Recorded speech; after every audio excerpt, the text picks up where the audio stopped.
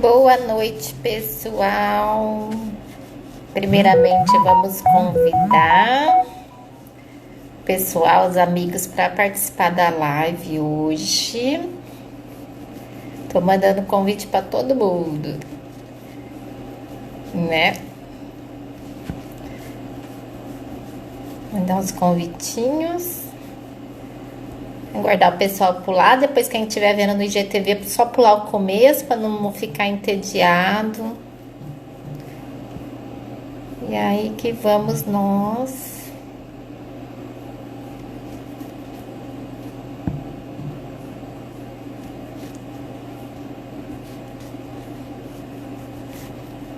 Mandando os convites.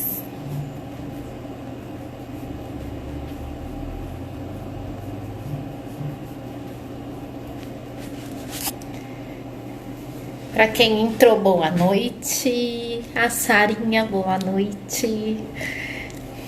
Então eu vou começar, depois quem quiser acompanha no IGTV, né? Para não ficar todo mundo entediado, ficar esperando. Mônica, oi Mônica querida. Gente, olha que lindo aquele quadro ali no fundo. Eu tenho um artista em casa. É do meu filho, Guilherme. Mas ele pintou esse quadro, ele tinha uns 13 anos. O Guilherme tá com 16 anos. Ele faz umas pinturas lindas. E quando ele começou... Ele tem vários cadernos de desenho. E ele faz agora desenho mesmo, animação digital, no TikTok, super legal. Ele tem uns desenhos muito legais. Então, é que eu tô no quarto dele. Mas hoje, então, nós vamos conversar sobre doenças raras, tá? E primeiro, né, eu até coloquei no anúncio da live, né? Você sabia que bebês com doenças raras podem ser felizes? E que apesar de toda a rotina médica, a estimulação pedagógica através de atividades lúdicas propicia qualidade de vida? Então, por que eu quis falar disso, gente? Porque estou falando enquanto pedagoga, doutora em educação, né? E enquanto mãe. A minha formação profissional, eu comecei muito nova, né? Eu fiz magistério com 15 anos, né? Daí eu fiz habilitação em educação infantil, ensino fundamental, e já comecei a parte de educação especial, que sempre foi, assim, a paixão da minha vida. Aí eu fiz a faculdade em pedagogia na Unesp de Marília, então fiz Cefam, depois eu fiz pedagogia na Unesp de Marília, porque eu quis estudar na Unesp de Marília porque lá tinha a parte de educação especial e educação inclusiva, que sempre foi o meu sonho também de formação. E lá, até o curso da pedagogia eram 5 anos, e os 2 últimos anos eram integral por causa da parte de educação especial, que a gente tinha aula integral. E porque eu quis me especializar na área de deficiências múltiplas, para trabalhar com criança com múltipla deficiência. Então, foi a área que eu me especializei. Então, eu trabalhava com crianças, a minha formação, né? Crianças que têm mais de uma deficiência associada. Então, por exemplo, surdo-cegueira, crianças com paralisia cerebral, crianças com múltiplas paralisias, crianças com distrofia muscular. Então, assim, a área que eu sempre atuei, a minha área de formação. Então, a minha especialização é nessa área. Então, eu tive que ir me formando cada vez mais, me capacitando. Então, por exemplo, saber Libras, Braille, a parte de tecnologia assistiva para crianças, né, com alguma deficiência, né? Então, por exemplo, o uso de computador adaptado para criança que ela, por exemplo, só mexe o dedo, não mexe o corpo inteirinho. Então, a minha habilitação, a minha formação nessa área, e há mais de 20 anos é uma área que eu atuo, né? Aí depois eu fiz a psicopedagogia hospitalar, para trabalhar com crianças, né, em situação de doenças graves mesmo, na parte de crianças que ficam internadas. Aí depois também trabalhei com criança com câncer dentro do hospital. E aí eu fiz um mestrado em educação Meu mestrado, eu falo, eu tinha toda uma formação dentro da educação especial, aí eu dei um pulo, né? Fui para educação sexual. Mas sabe como que se deu isso? Tem tudo a ver. Porque eu trabalhava com adolescente também, né? E pessoa com deficiência, e tinha questões da sexualidade que eles traziam muito, né? Daí eu já estava, né, numa secretaria de educação como psicopedagoga institucional, fazia visita nas escolas, tudo, né? Daí o que acontecia?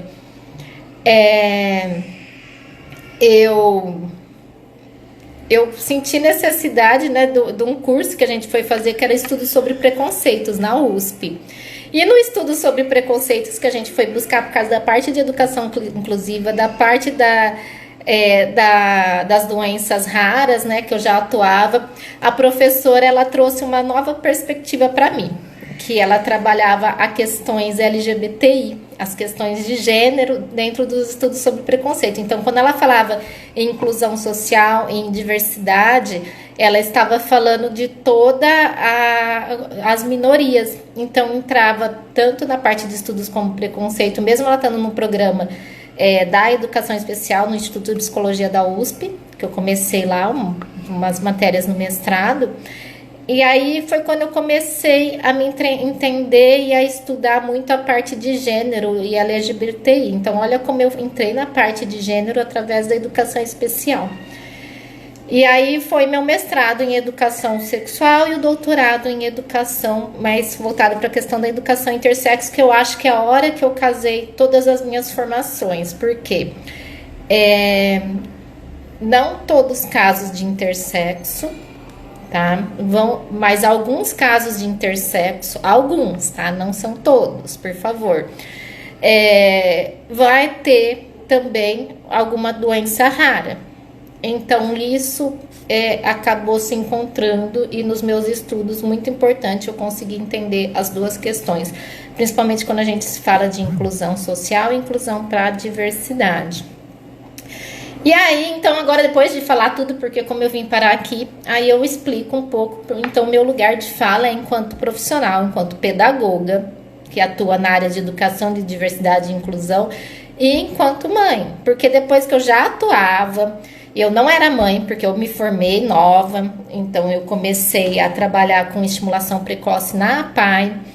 Na APAE a gente tinha algumas crianças que eu trabalhava na estimulação precoce que não eram doenças raras, mas que precisavam de estimulação, e tinha alguns que era doença rara. Na verdade, como na estimulação precoce, os que eu tinha, a maioria eram doenças raras. E alguns que eram paliativos e outros não. Então, o que acontecia? Então, depois que eu me tornei mãe, né? Isso foi muito interessante, porque o Guilherme nasceu prematuro, e aí eu utilizava com ele muita estimulação que eu aprendi enquanto pedagoga. Aí eu mesma estimulei o Guilherme, a sucção, porque no primeiro dia de vida ele não conseguia mamar. Daí eu mesma ficava estimulando ele lá, eu do lado da cama, ele no bercinho lá de luz, e eu lá estimulando, e no outro dia ele já estava mamando.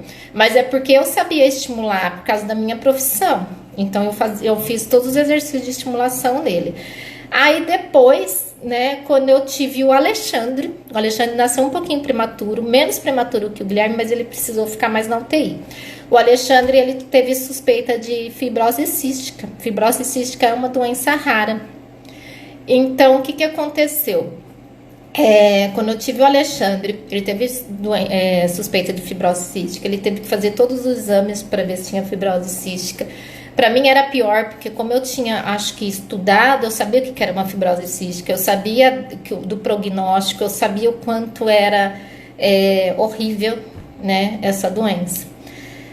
E aí depois eu tive o Jacob, que no primeiro ultrassom do pré-natal, como eu já tinha tido 4 filhos, e quando a gente atua muito, mesmo sendo pedagoga, mas quando você atua na área de doença rara, você aprende a ver os exames pelas vivências, principalmente por ter trabalhado em sala de recurso em classe hospitalar.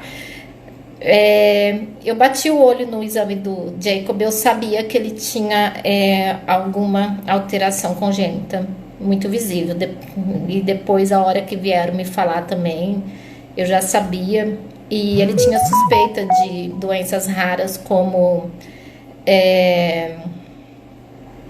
síndrome de Edwards ou síndrome de Patal ou aquela síndrome do miado do gato. E no final ele não tinha nenhuma dessas, ele tinha síndrome de Noonan.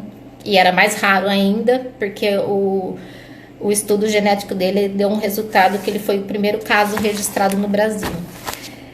Então, a minha vivência, né? E aí eu tive toda a trajetória do dia a dia, 24 horas, né?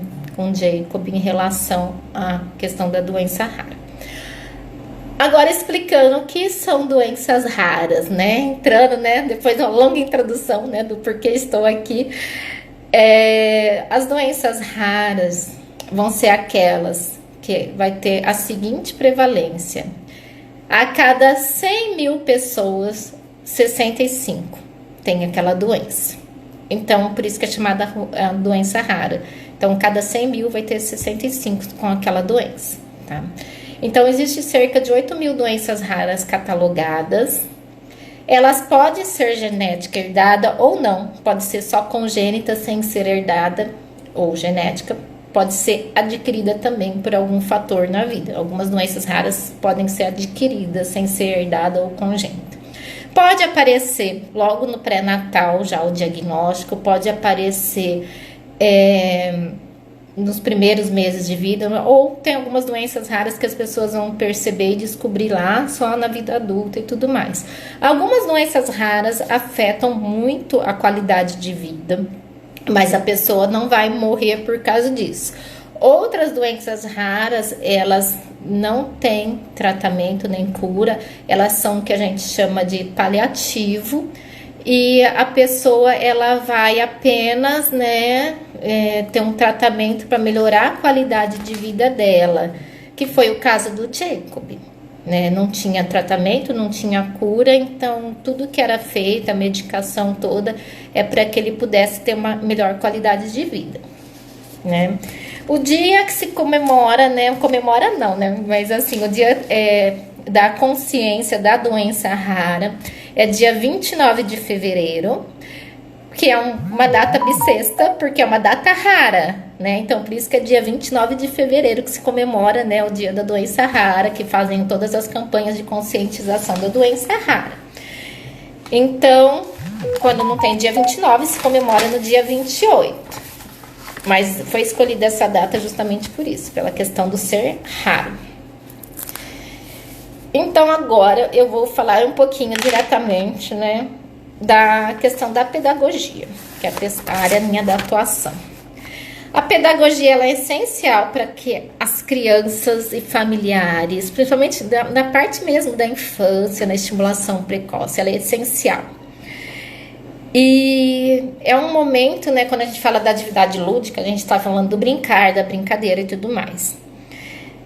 Por que ela é essencial? Porque é um momento de afeto, é um momento de prazer, é um momento de alegria, é um momento que aquela criança e até a mãe, ela esquece um pouco da parte dolorida, né? Da dor. Eu me lembro quando eu estava no hospital de câncer, às vezes eu ia lá na pediatria, né? Porque eu tinha um cargo chato.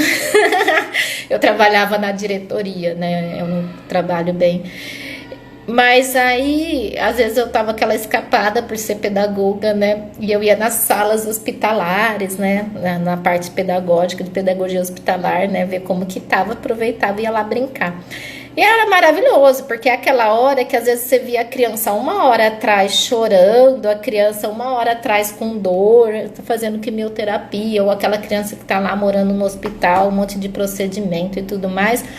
E na hora que ela tá lá na sala da pedagogia, na brinquedoteca, ou com a pedagoga brincando, é a hora que assim, que ela esquece da doença, é a hora que ela brinca, é a hora que ela fica feliz, a hora que aquela criança que não pode ir até o espaço da brinquedoteca, que só tá no leito, que o pedagogo vai até no leito, contar uma historinha, brincar um pouquinho, é a hora que ela realmente, você vê um sorriso na cara daquela criança, é a hora que ela para de chorar.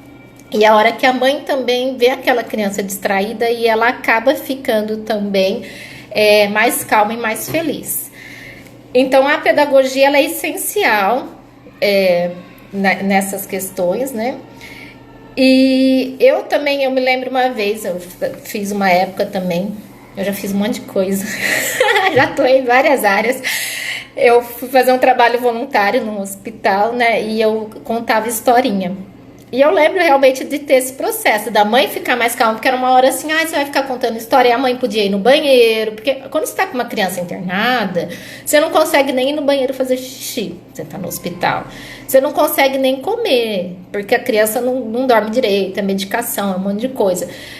Então esse horário também é um horário que distrai, porque o pessoal da enfermagem, eles não conseguem ficar olhando, é uma demanda muito grande, né? Então eu lembro que era um horário que as mães também aproveitavam para dar uma descansada, assim. E aí eu me lembro da minha vivência também, enquanto mãe, porque quando eu tive o Jacob, para mim foi muito... Teve o lado, assim, bom de eu ser pedagoga, de eu ser pedagoga que atuava, né, nessa área, porque eu já sabia como estimular, e eu tinha a pior parte, né, o lado ruim, que eu sabia do prognóstico de tudo e do que poderia acontecer. Mas uma das coisas que me marcou muito mesmo foi o dia que a contadora de história, ela foi contar a história pro Jacob, um dia antes da cirurgia.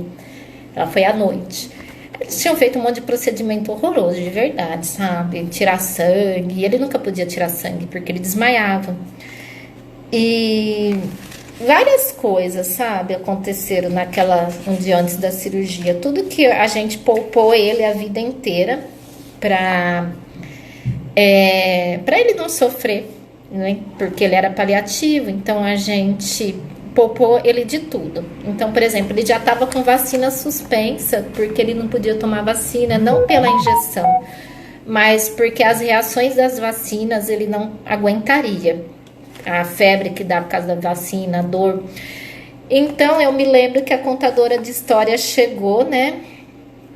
E foi contar a história pro Jacob. Eu tenho um vídeo gravado, gente. Tem no meu Facebook. Eu gravei ela contando historinha. Até falei pra ela, posso gravar? Porque ele ficou tão sentadinho, tão bonitinho, lendo e escutando a historinha, né? Daí eu fui um filme na minha cabeça, que eu lembrei o tanto de criança que eu cuidei, o tanto de criança que eu fiz aquilo, de ler história. E aí tinha uma pessoa fazendo isso por mim, né? Pelo meu filho. E aí eu sei que foi assim muito, muito lindo quando ela contou a história. Ele estava feliz, sorrindo. Eu tenho esse vídeo. E eu fiquei pensando, nossa, como eu fiz isso tanto, né? E foi muito bom, porque foi um momento assim que eu esqueci que no outro dia ele ia para uma cirurgia. Foi um momento que eu acredito que ele também curtiu muito. Então, assim, até eu conto isso no livro, né? Eu falo de como foi essa parte, né, da internação toda, né? Que foi nada agradável, de verdade. A hora que eu fui entregar meu filho para anestesista na cirurgia, eu olhei para anestesista e falei assim, precisa levar mesmo? Porque eu realmente não queria entregar. Eu falava assim, eu não queria, de verdade, mas não tinha outro jeito, né? E aí ela falou, se você não entregar, eu vou brigar com você. E aí foi, né? Mas assim, o que eu queria colocar mais sobre a questão de doença rara é que uma frase que eu tenho, né? Que são pessoas raras, porque de verdade são vivências muito especiais. E para quem eu vejo assim, eu lembro antes de eu ter meus filhos, eu me envolvia muito. Então, por exemplo, eu tinha uma salinha de aula que eram crianças com múltipla deficiência. Então, eu tinha criança com distrofia muscular. A gente sabe que distrofia muscular é uma doença rara. Eu tinha criança com mucopolissacaridose. Eu tinha criança com síndrome de Rett. E aí, o que acontecia? A gente olhava, né? E tinha criança também com câncer, esse câncer genético, né? Uma vez uma amiga minha que trabalhava comigo, ela parou do meu lado, olhou assim a sala no começo do ano e falou assim: ai, Thaís, quem será que vai deixar a gente esse ano? Porque morriam uns 3 por ano, né? Aí a gente olhava assim para as crianças todas, né? E pensava, ai, eu falei para ela que pensamento horrível para começar o ano. Eu não começava o ano pensando quem vai morrer, eu começava o ano pensando assim, ai, vamos brincar, vamos curtir, e dava a bola para jogar no chão e vai e tal. Eu pensava muito mais no lado da brincadeira do que até mesmo no lado de ficar pensando só em alfabetização e tudo mais, porque o que era importante era o brincar. Mas eu pensei assim, que pensamento horrível, quem será que vai morrer, né? E realmente acontecia isso. Aí eu lembro uma vez que um dos menininhos, né, que era cardiopata, ele tinha uma síndrome rara também, tinha uma cardiopatia congênita muito grave.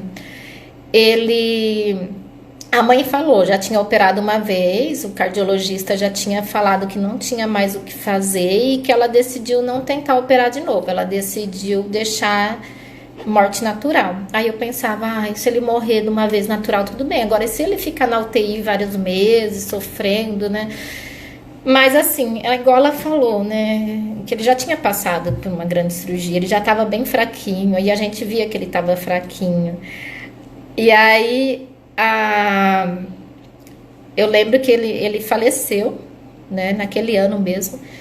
Mas foi assim, ele foi um dia com a gente para o atendimento pedagógico e no outro dia ela não trouxe, porque a hora que ela foi acordá-lo para vir para aula, ele estava morto. E aí eu pensei, nossa, pelo menos foi parada cardíaca e porque eu tinha muito medo assim dele ficar muito tempo sofrendo, né?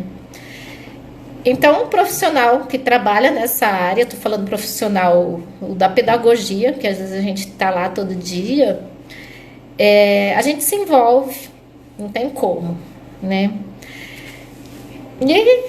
E aí depois eu fui ter meu filho, o Jacob, e eu pensei, nossa, passou um filme enorme na minha cabeça quando ele nasceu. Enquanto às vezes muitas pessoas reagem com negação, né? Tipo, isso não vai acontecer, não tá acontecendo. Tem pessoas que falam, imagina, exagero, mas igual que eu sabia o que ia acontecer.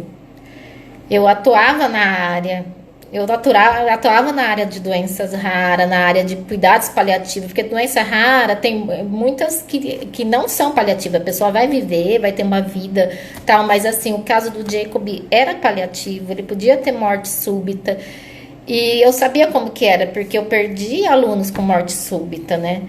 Então, eu pensava o quê? Aproveitar a cada 24 horas, brincar, ficar sem nenhuma cobrança, sem muita expectativa. Mas eu tentava acreditar na minha cabeça que ele fosse viver até uns 20 anos. Eu pensava isso, eu tentava pensar isso.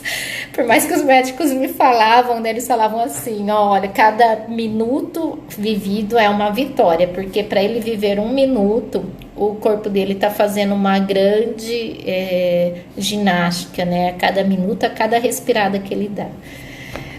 Então, a mensagem que eu queria deixar quando a gente fala de cuidados paliativos e de morte súbita, eu penso que todos nós somos paliativos e todos nós podemos ter morte súbita. Porque a gente não sabe o que é o dia da manhã, o que pode acontecer. As pessoas se deram conta da fragilidade da vida com a pandemia do Covid. Mas isso sempre foi real, porque quem lida 24 horas com a parte de cuidados paliativos, a gente sabe como que é, entendeu? Igual quando o Alexandre nasceu, eu ficava muito preocupada com ele, principalmente por causa da suspeita de fibrose cística, de tantas idas na UTI. Quando ele tinha 2 meses, eu sofri um acidente de carro e o Guilherme, que era super saudável, bateu a cabeça e teve afundamento craniano. E aí eu fiquei pensando, nossa, foi uma lição de vida pra mim, porque daí o Guilherme ficou internado, tudo se recuperou, tá ótimo, mas eu quase perdi o Guilherme e a minha preocupação desesperadora era o Alexandre. Então a gente fica pensando, né, na questão da vida, do cuidado paliativo. Todos nós não sabemos, né, o que está reservado para gente, qual que é a nossa trajetória. Então por isso que a gente tem que viver cada momento viver bem com quem tá do nosso lado, aproveitar os momentos, porque igual eu penso, a passagem do Jacob foi curta, mas eu tenho total consciência tranquila do que, porque toda a convivência que a gente pôde ter com ele foi a melhor possível. E é isso que eu tento passar para as famílias, para as crianças e para as mães, né, que eu acompanho enquanto psicopedagogo. Mas era isso que eu queria deixar de mensagem. Vou mostrar o livro aqui.